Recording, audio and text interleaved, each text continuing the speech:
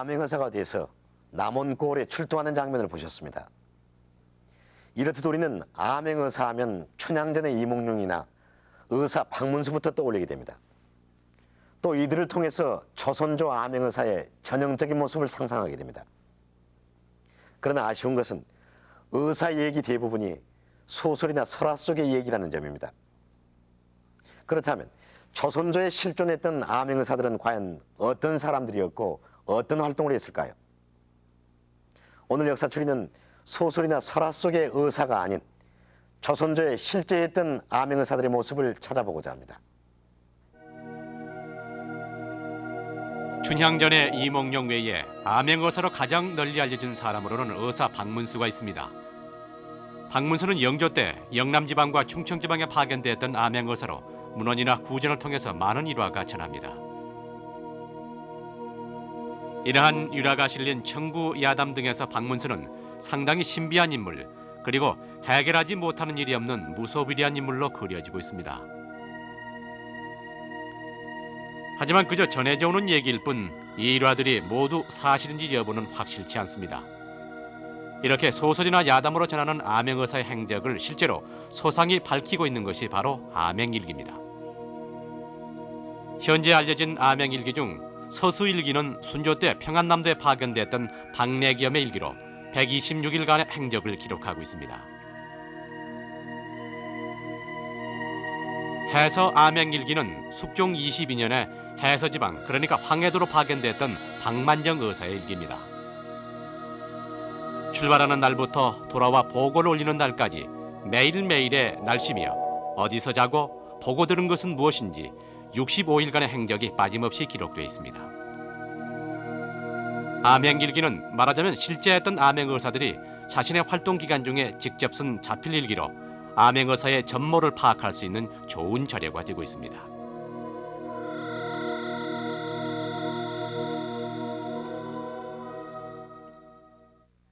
의사로 임명돼 출발하는 날부터 임무를 마치고 돌아와 보고를 올리는 날까지 하루도 거르지 않고 기록되어 있는 암행의사의 일기. 이 일기는 암행의사의 모습은 물론 당대의 상황을 들여다볼 수 있는 좋은 거울입니다. 현존하는 암행일기 가운데 숙종 때 생존했던 박만정이 남긴 해서 암행일기는 그 내용이 상세하기로 정평이 나 있습니다. 이를 토대로 조선조 암행의사의 실체에 접근해 보고자 합니다. 자, 300년 전에 어느 날로 되돌아가 봅니다.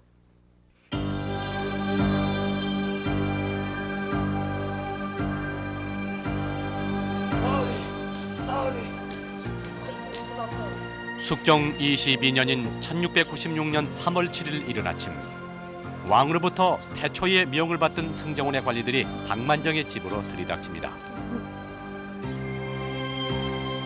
태초란 관원을 소환하는 방식을 말합니다. 승기가 왕명을 받아 관원을 부를 때에는 붉은 칠이란 명패를 사용하는데 이 명패의 표면에는 명자가 새겨져 있습니다. 명패를 받은 사람은 명자 밑에 나아갈 진자를 써서 출두 의사를 밝힙니다. 태초에 명을 받은 박만정은 즉시 입걸 준비를 서두릅니다. 하지만 왕이 무슨 일로 자신을 부르는지는 아직 알 수 없었습니다.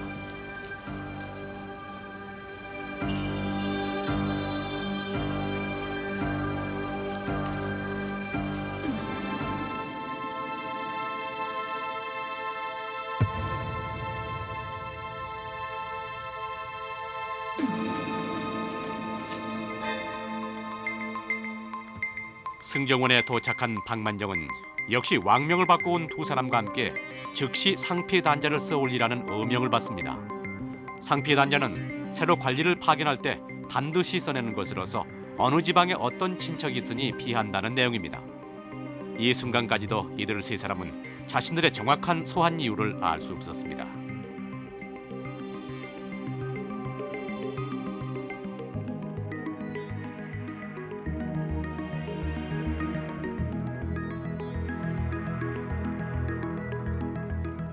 잠시 후 마침내 의전으로 불려나간 세 사람은 왕과 대면합니다. 그리고 이 자리에서 일종의 암행의사 임명장이라고 할 수 있는 봉서를 왕으로부터 직접 전달받습니다. 자신들이 암행어사로 파견된다는 사실을 비로소 알게 되는 순간입니다.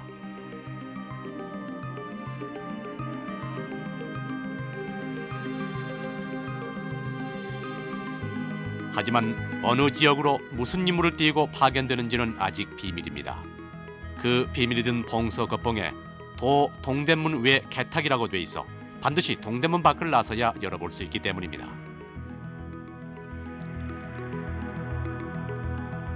봉서 외에 왕은 암행어사들이 지니고 다녀야 할 몇 가지 필수품을 직접 수여합니다. 암행어사의 상징이라 할 수 있는 마패와 불법을 적발하는 데 사용하게 될 2개의 자, 그리고 구급약을 친히 하사하면서 숙종은 박만정을 비롯한 세 암행어사를 격려합니다. 암행어사로 임명받은 세 사람은 임금에게 하직 인사를 하고 그 즉시 성을 나섭니다. 이 모든 일이 이루어질 때까지 이 일을 아는 사람은 왕과 승정원의 관련 승지들, 그리고 암행어사 자신들뿐입니다.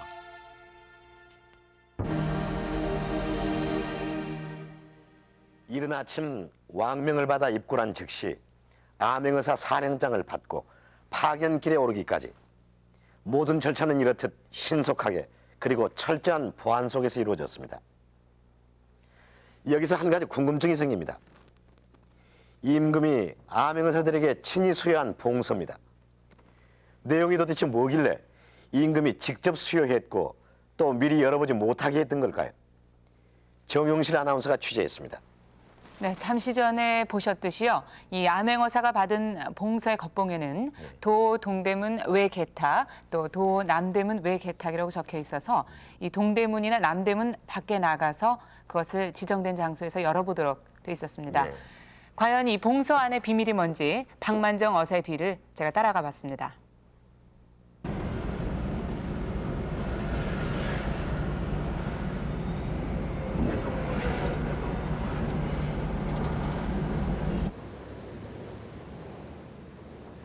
저는 지금 동대문을 지나서 신설동 로터리 쪽을 향해 가고 있습니다. 이 길을 이렇게 쭉 따라가다 보면 오른쪽으로 담장이 하나 보이는데요. 이곳이 바로 동묘라는 곳입니다.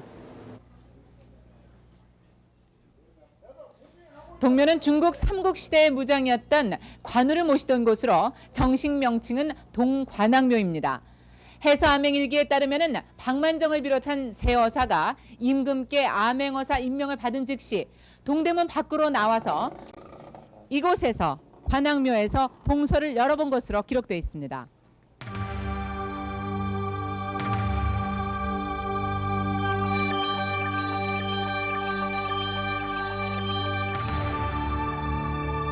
도 동대문 외 개탁.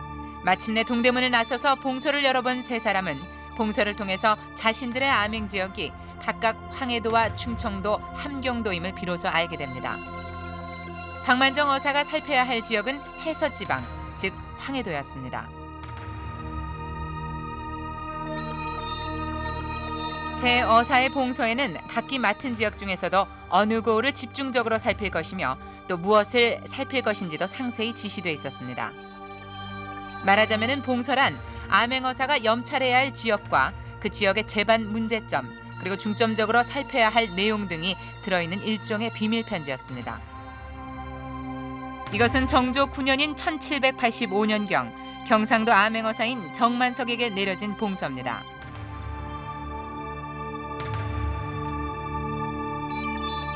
봉서에는 진주와 거제 등의 파견지와 각읍의 창고 사정, 환공 문제 등의 폐단을 조사해서 보고하라는 지시가 내려져 있습니다. 그런가 하면 사목이라고 해서 봉서와 별도로 작성된 문건을 수여하기도 했습니다. 정조 임금 때에는 그간의 제거 사목들을 비변사에서 총정리한 팔도 어사 제거 사목이 등장하는데 각 도별 특성에 따라서 종합 정리된 염찰 조목수가 무려 293개에 이르고 있습니다.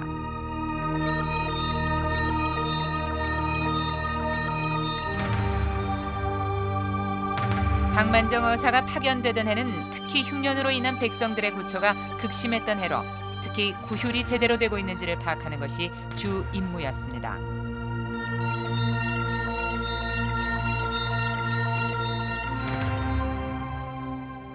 봉서는 임금이 종친이나 가까운 신하들에게 내리던 사적인 글로 암행어사에게만 내려진 것은 물론 아니었습니다. 하지만 암행어사에게 내려진 봉서는 철저한 보안을 필요로 했습니다. 왜냐하면 이 봉서는 임금이 암행어사에게 직접 그리고 극비로 내린 비밀 지령이었기 때문입니다. 그러니까는 이 봉서를 받은 즉시 그리고 성 밖으로 나가도록 돼 있다는 것. 그러니까 암행어사 파견 사실이 사전에 누설될 가능성을 시간적으로 그리고 공간적으로 최대한 막아보자는 것이었습니다. 네, 그렇다면은 암행어사가 파견될 지역은 누가 어떻게 선정하는 건가요? 네, 그 부분이 가장 중요하게 또 보완이 필요한 부분인데요. 어떻게 그 과정이 이루어지는지 함께 보시죠.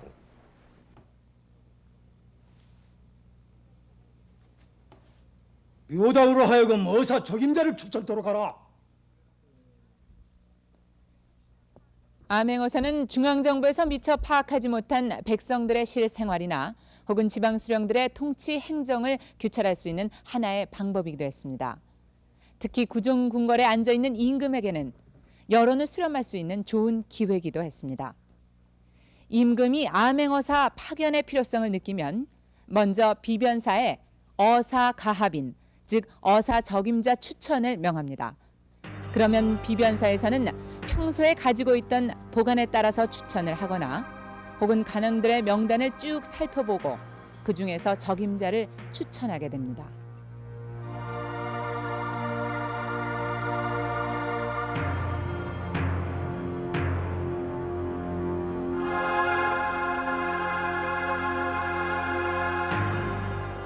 적임자 추천은 비변사에서 하지만 암행어사의 임명은 왕의 독자적 권한입니다. 왕이 어디로 얼마나 파견할 계획을 갖고 있느냐에 따라 단 한 명이 임명될 수도 있고 수가 모자라거나 적임자가 없다고 판단이 되면 다시 추천을 받습니다. 그런데 한 가지 재미있는 것은 암행어사 적임자가 당상관이 아닌 정삼품 이하의 당하시종관이라는 것입니다.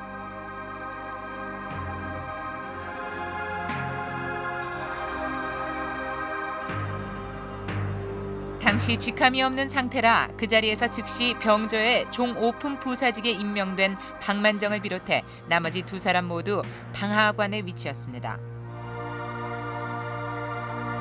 암행어사를 굳이 당하시종관 중에서 뽑은 이유는 무엇이었을까요? 당하 시종관이라면 대부분 홍문관이나 사환부, 사관원 등에 있는 젊은 인재들이죠.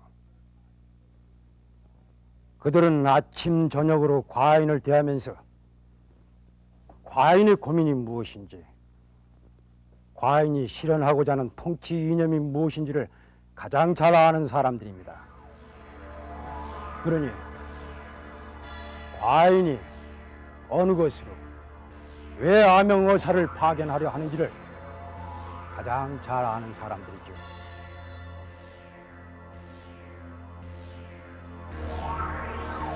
왕이 암행어사 적임자를 결정하고 나면 먼저 승정원에 해당자에 대한 패초를 명합니다. 그리고 왕 자신은 암행어사 파견 지역을 친히 추첨합니다. 추첨은 일명 추생이라는 방법을 사용합니다.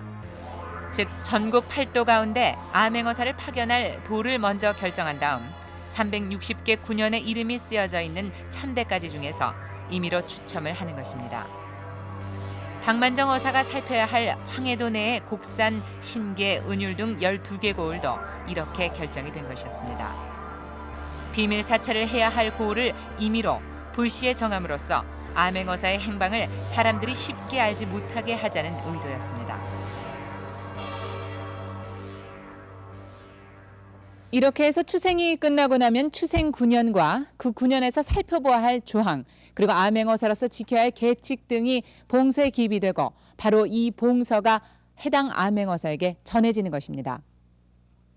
그러니까 거울 수령들은 언제 어느 때 추생이 될지 몰라 항상 긴장할 수밖에 없겠군요. 네, 그것이 바로 추생의 부수적인 효과라고 할 수가 있겠습니다. 네, 그렇다고 그러면은 이몽룡이 춘향이 사는 남원골에 갈 수 있었던 것은 거의 우연에 가깝다고 할 수 있지 않겠어요? 네, 물론 소설 속의 얘기기는 하지만은요. 당시 전국 군연의 수가 360개라고 볼 때 이몽룡이 춘향이 있는 남원으로 가게 될 확률은 약 360분의 1이라고 할 수 있겠죠. 360분의 1. 예. 그렇다면은 이몽룡과 춘향을 하늘이 도왔다고 해도 과언은 아니겠군요. 네. 잠시 후에 다시 전해 주시죠. 자, 이처럼 비밀리에 파견된 암행 의사는 임무를 어떻게 수행했을까요? 박만정 의사의 뒤를 다시 쫓아가 봅니다. 일단 암행 의사로 임명을 받게 되면 귀가를 하지 못한 채 그대로 목적지를 향해 떠나야 합니다. 박만정 의사 역시 봉서를 개봉하자마자 행장을 꾸려 출발을 서두릅니다.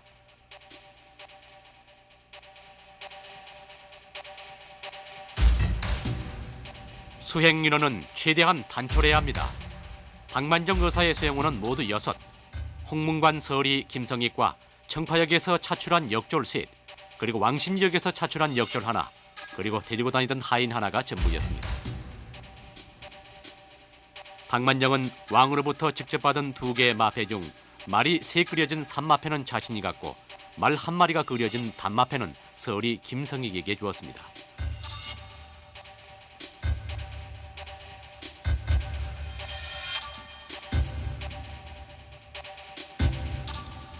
마패는 암행의사의 상징으로 말과 역조를 제공받을 수 있는 일종의 증명서이자 신분증이었습니다. 보통 경우에는 병조에서 먼저 증명을 내준 다음 상서원에서 발급받는 게 상례였지만 암행의사들은 그런 절차를 일체 거치지 않고 왕으로부터 직접 발급을 받았습니다. 또 하나 중요한 것이 바로 임금이 직접 수여한 2개의 자, 즉 유척입니다. 유척은 수령들이 백성을 다스릴 때 형구를 함부로 제작해 남용하지는 않는지, 또 곡식을 거둘 때에 되나 말의 크기를 속여 수탈을 하지는 않는지 등을 확인하는 데 사용합니다. 백성들의 어려움을 살피라는 뜻을 담고 있습니다. 잠시 후 의사 일행이 늑장을 부리지는 않는지 확인하기 위해서 사람이 오고 박만정 의사 일행은 서둘러 길을 떠납니다.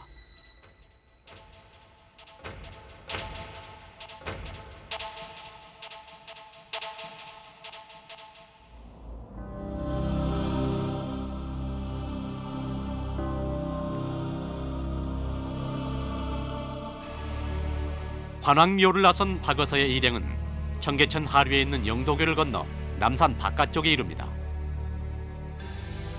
이곳에서 잠시 휴식을 취하며 말과 짐이 오기를 기다렸다가 다시 길을 떠나 날이 저물 무렵에는 사현, 그러니까 무학지에 이릅니다. 하지만 계속 길을 더 재촉해 연서역에서 말을 갈아탄 다음 고향으로 넘어가는 경계쯤에 이르러서야 잠자리를 구해서 휴식을 취합니다.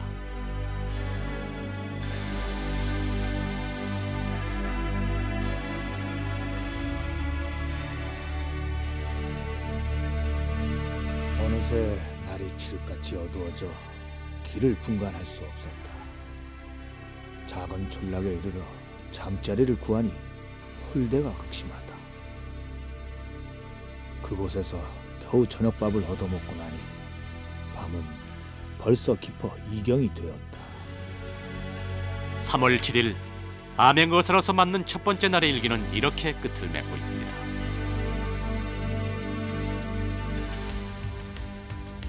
박의사 일행은 고향과 벽제를 거쳐 마침내 사흘째 되는 날 암행 지역인 황해도 송도 땅에 이릅니다. 그리고 이곳에서 일행은 2팀으로 나눈 후 추생고을에 대한 본격적인 암행 작업에 들어갑니다.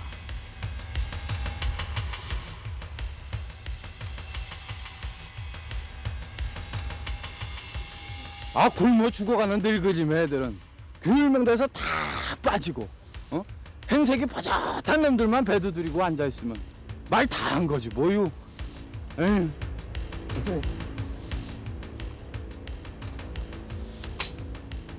늙은 노모도 계시고 해서 군역을 면해보려 했지만 요즘같이 끼니 있기도 어려운 때에 돈 40냥을 어찌 구한단 말입니까?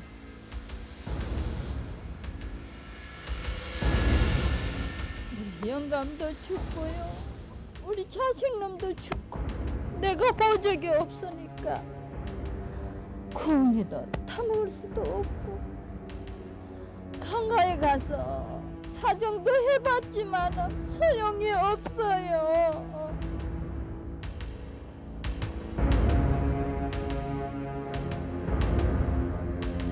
박의사가 파견된 해는 특히 그전에의 가뭄으로 인해서 굶어 죽는 이가 허다하고 대부분의 백성들이 구휼 밀어 버텨나가던 해였습니다.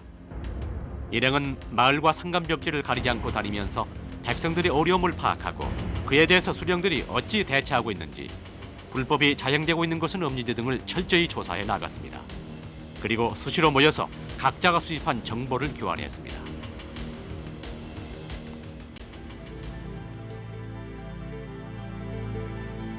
황해도 전체의 실정을 파악하기 위해서 박의사는 우선 전 도를 돌며 이러한 암행 활동을 계속합니다. 이 활동은 출발 한 달째인 4월 5일까지 계속됩니다.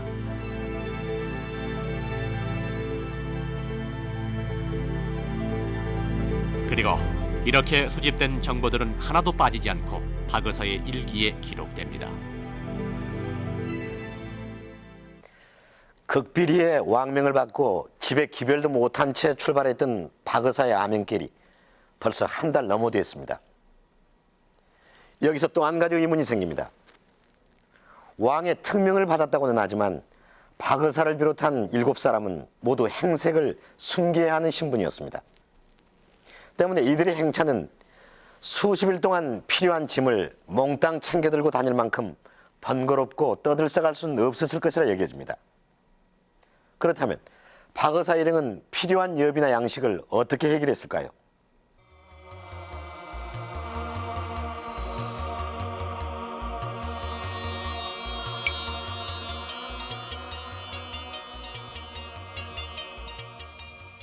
해서 암행일기에 따르면은 박의사 일행은 출발 첫날 남산 외곽 지역에서 말과 짐을 기다렸다가 떠난 것으로 기록이 되어 있습니다.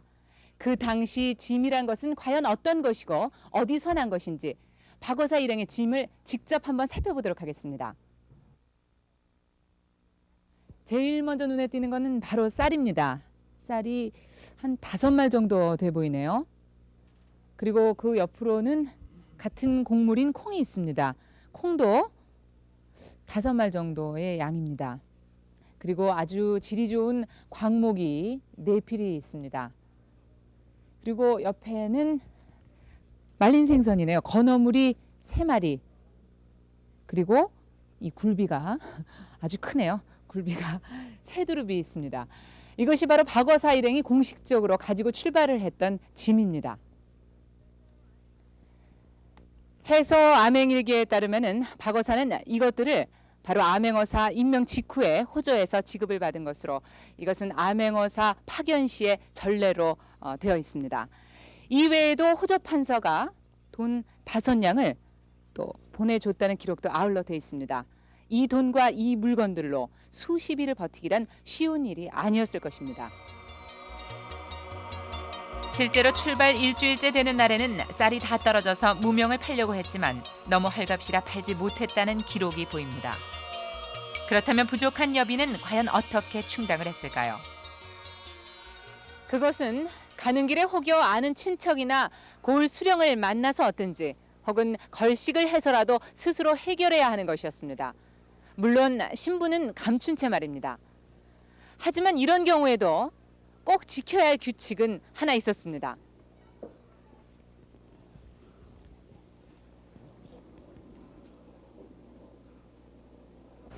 오늘 저녁은 어떻게 근근히 버텨보겠사옵니다만 내일부터는 모두가 굶게 생겼사옵니다. 내 생각엔 봉산까지 가서 어떻게 양식을 구해볼까 했건만 아직도 한참을 가야 하고, 그렇다고 이곳 안악골에서 양식을 얻자니 추생마을이라 아니 되고 이를 어찌하면 좋겠는가. 즉 임금이 살펴보라고 정해준 추생고을에선 일체의 양식이나 노자를 얻어쓰지 못하게 돼 있었습니다. 그런 도움을 받았다가 혹여 해당 수령을 잘 봐주는 등 임무를 소홀히 할 가능성이 있었기 때문입니다.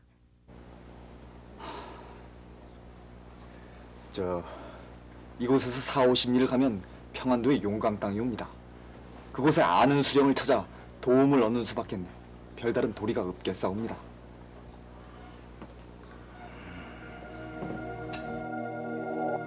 결국 박어사 일행은 추생고를 피하기 위해서 황해도를 벗어나 평안도 용강까지 갑니다. 그곳에서 평소 잘 알고 지내던 고을 태수를 만나 사사로운 여행길에 올랐다가 여비가 떨어진 것처럼 사정을 속이고 얼마간의 여비와 양식 그리고 필요한 물건들을 도움받습니다. 박어사 일행은 다시 황해도로 내려와서 예정된 암행길을 계속합니다. 이렇듯 암행어사가 부족한 경비를 스스로 충당한 것.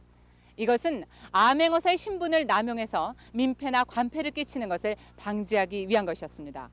그리고 또 하나, 이러한 어려운 과정을 통해서 백성들 실생활에 좀 더 가까이 가라는 임금의 뜻이라고도 할 수가 있습니다. 임금이 비밀리에 파견한 특명사신. 그러나 신분을 드러내지 않은 채 수령들의 비리와 백성들의 어려움을 파악한다는 것이 결코 쉬운 일이 아니었습니다. 우리들은 박어사의 이업이 마련 과정에서 춘향전의 이몽룡이나 박문수 설화에서는 미처 보지 못했던 현실적인 어려움이 있었음을 알 수 있습니다. 자, 그럼 암행어사의 실제 권한이 행사되는 출도 후의 행적은 과연 어떠했을까요?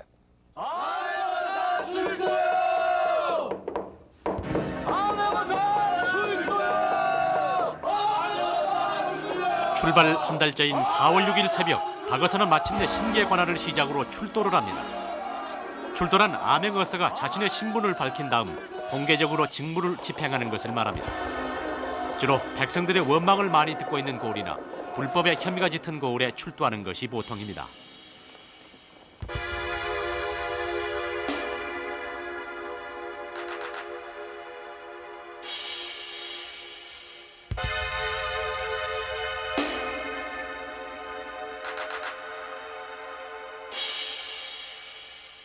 신계 관하에 출도한 박만정 의사가 제일 먼저 한 일은 문서를 조사하는 일이었습니다. 해당 관청이 고을 백성들로부터 걷어들인 공물이나 세금 증세에 관한 각 장부, 그리고 송사 판결에 대한 기록을 가져오게 해서 불법 여부를 확인하는 것입니다.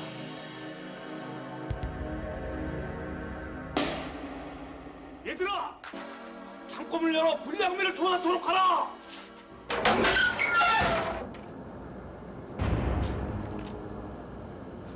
문서 조사가 끝난 후에는 모든 창고에 들어있는 현물과 장부의 내용을 일일이 대조하면서 수령과 아전들을 신문해 불법의 유물을 가려냅니다.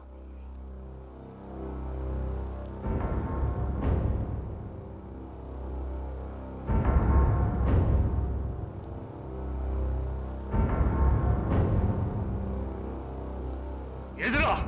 저 창고를 봉쇄하라!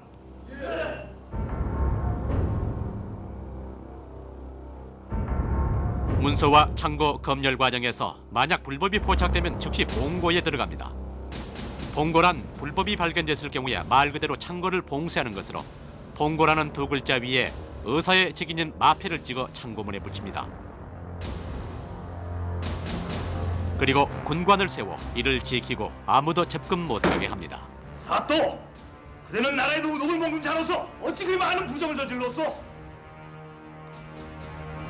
박어사는 수령들의 비리를 규찰한 결과 백성들의 원성이 높았던 신계, 백천, 송화 등에서 봉고의 처분을 내립니다. 그리고 이어서 해당 수령의 관인, 그러니까 도장을 압수한 다음 새 수령이 부임할 때까지 이 고을을 임시로 맡아볼 이웃 고을의 수령에게 보냅니다.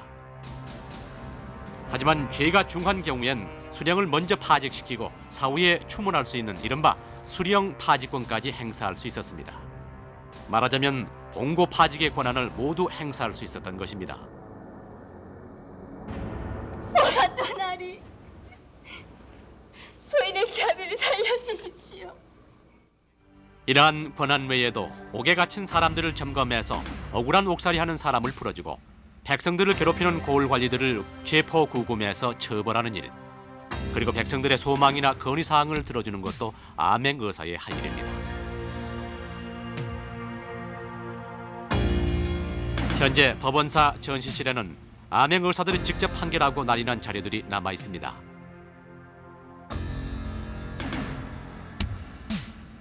이것은 한 백성의 억울한 송사를 다시 심사해 판결한 판결문입니다.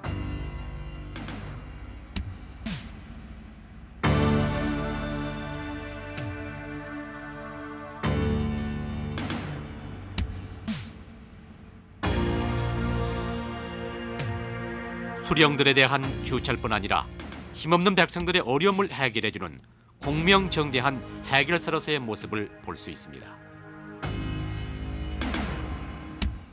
박만정 의사의 행적을 보면 일단 신분을 노출시켜 출도했다 하면 산천초목이 벌벌 떨 정도의 권한을 발휘하고 있습니다. 이러한 모습은 우리가 춘향전의 이몽룡이나 암행어사 박문수를 통해 상상했던 것과 크게 다르지 않습니다. 그러나 절대 권력에는 절대 부패가 따르는 법. 암행어사 역시 권력 남용이나 부패의 가능성을 배제할 수는 없었습니다. 이 같은 가능성에는 어떻게 대처해 알아봅니다. 실록상에 보면은 암행어사에 대한 기록이 처음으로 등장하는 것은 중종 4년 1509년 일입니다. 그 이후 암행어사 제도가 활성화되던 조선조 후반기에 이르러서는 암행어사에 대한 기록이 점점 더 풍부해집니다. 그런데 이 기록을 자세히 살펴보면은 재미있는 몇 가지 사실을 발견할 수가 있습니다.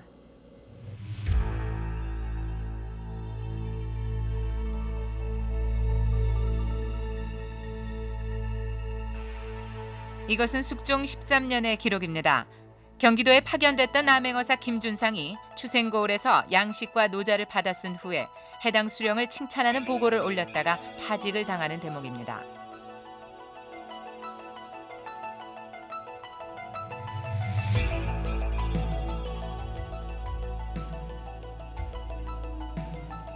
그런가 하면 풍문만 듣고 보고서를 올렸다가 직무소홀죄로 파직을 당한 기록도 보입니다.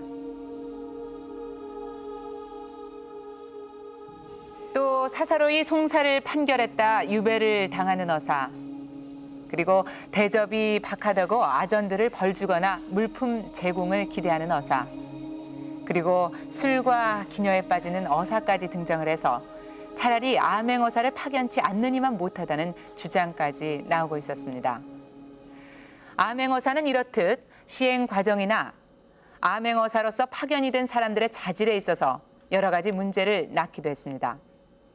그래서 암행어사가 자신의 임무를 소홀히 하거나 권력 남용을 하지 못하도록 몇 가지 제도적인 장치가 마련이 돼 있었습니다.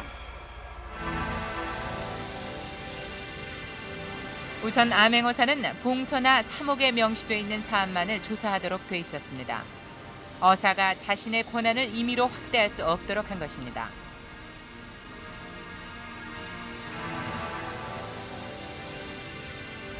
또한 철저한 추생읍 중심 체제, 즉 추생된 고을이 아니면 함부로 염찰할 수 없었습니다. 추생읍까지 가는 길에 거치게 되는 고을을 모두 염찰할 수 있게 된 것은 조선 후기의 일입니다.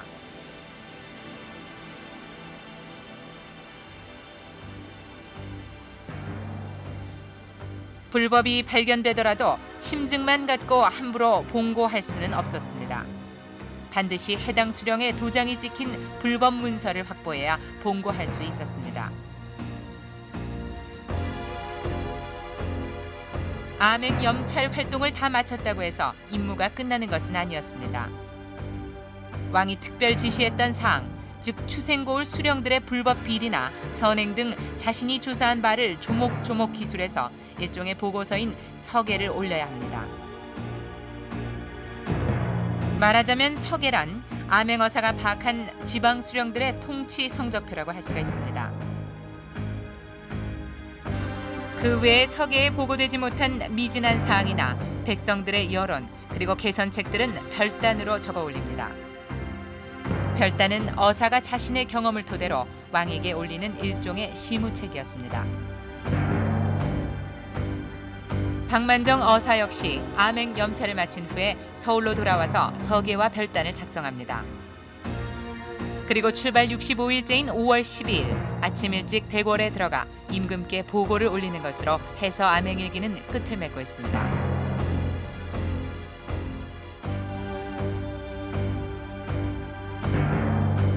이렇듯 암행어사가 행사할 수 있는 모든 권한이 큰 만큼 그 하나하나의 정확성과 철저함이 요구가 됐습니다. 그것은 백성들이 처한 현실을 정확하게 파악하고자 하는 임금의 비밀 특사로서 암행어사의 역할과 비중이 컸다는 것을 의미하는 것이기도 합니다. 지금까지 숙종 임금 때의 암행어사 박만정을 통해 조선조 암행의사의 실제 모습과 만나봤습니다. 우리는 이 과정에서 암행의사에 대한 몇 가지 사실을 확인할 수 있었습니다. 즉, 암행의사는 임금의 특명사신으로서 고난도 컸지만 그에 따른 책임 역시 막중했다는 것을 알았습니다. 또 암행의사는 왕이 미처 파악 못한 지역에 대한 현황을 파악해서 조선 통치체제의 한 부분을 맡았다는 점도 확인했습니다. 그러나 암행의사의 권한이 이처럼 항상 강력하게 발휘될 수 있었던 것은 아닙니다.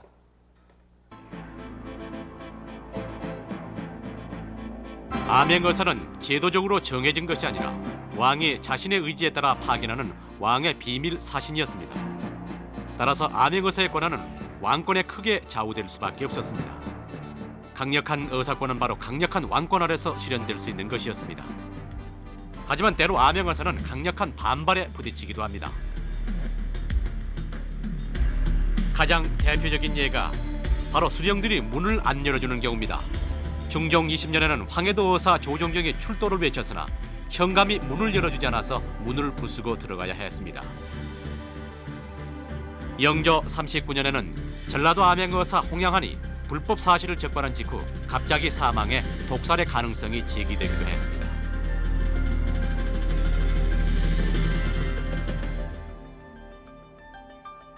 그럼에도 불구하고 암행의사는 임금이 백성들의 뜻을 정확히 파악할 수 있고 또 백성들은 임금의 통치 이념을 암행의사를 통해서 직접 확인할 수 있다는 점에서 그 역할을 훌륭히 수행해냈습니다. 그래서 사대부들이 의사 파견을 요청하기도 하고 백성들 역시 암행의사를 간절히 바랐습니다. 심지어는 기우제 때도 오지 않던 비가 암행의사가 파견된 후 내렸다고 해서 의사우라는 말까지 등장할 정도였습니다. 그만큼 암행의사는 백성들에게 있어서 희망의 상징이었습니다.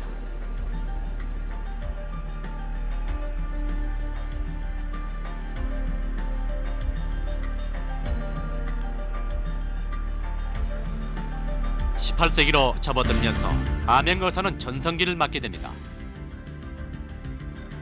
특히 정조는 자신의 개혁 정치를 암행의사를 통해서 실현하고자 했습니다.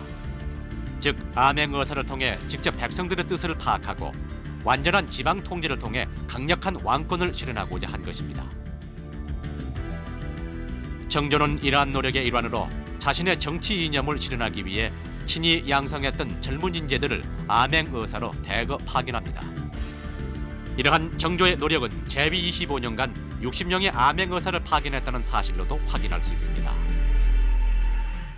암행의사 제도가 가장 우리가 전형적으로 나타나는 시기를 흔히 18세기라고 합니다. 18세기는 우리가 정치상으로 볼 때 탕평 정치의 시대라고 하는 거죠. 즉 탕평군주가 등장하는 정치라고 할 수 있겠죠.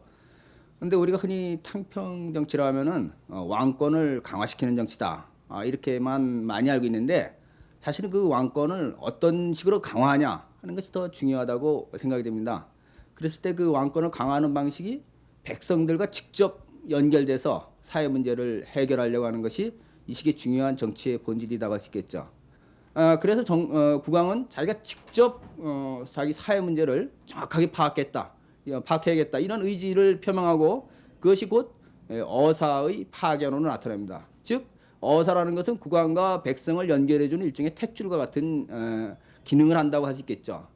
따라서 18세기 어사의 파견이라는 것은 결국 국왕이 전반적으로 국정을 실질적으로 장악하고 또 자기 사회 무선을 전진적으로 해결하기 위해서 취한 어떤 정책이라고 할 수 있을 것 같습니다. 조선 후반기에 들면서 암행의사의 권한은 더욱 강화됩니다. 수령은 물론 감사에게까지 염찰 대상이 확대되고 염찰 지역 역시 추생읍뿐만 아니라 추생후 외의 지역까지 확대됐습니다. 하지만 19세기로 접어들면서 왕권이 현저히 약화되고 이에 따른 암행의사권 역시 크게 약화됩니다.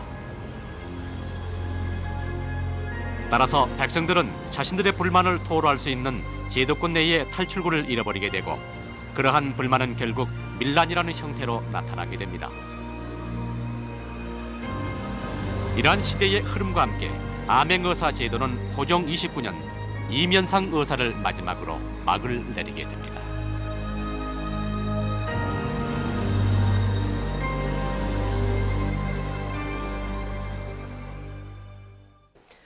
백성들이 처한 현실을 정확히 파악하고 관리들의 부정부패를 단호하게 그리고 공명정대하게 척결하는 비밀 특사로서의 암행의사. 이 암행의사의 정신은 오늘날 감사제도로 이어지고 있습니다. 감사원들의 암행의사의 상징이라 할 수 있는 마패비가 세워져 있는 것은 바로 이 때문입니다. 이 마패비가 지닌 의미를 다시 한번 생각해 보면서 오늘 역사출이 여기서 마칩니다.